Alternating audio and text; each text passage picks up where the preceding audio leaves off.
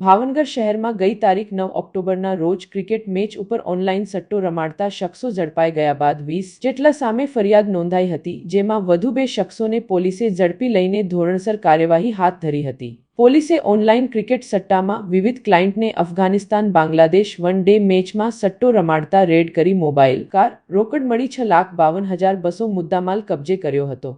ત્યારે ગુનામાં વધુ 2 શખ્સ નરેન્દ્રસિંહ ગિરવાનસિંહ ગોહિલ અને સંજય રાતડિયાને પોલીસે ઝડપી લઈને ધોરણસર કાર્યવાહી હાથ ધરી છે।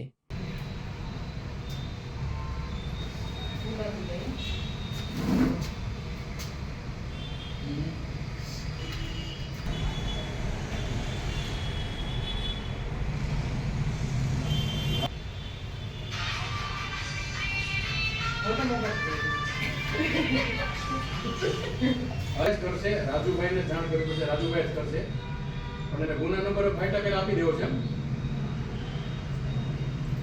આ બધું છે સર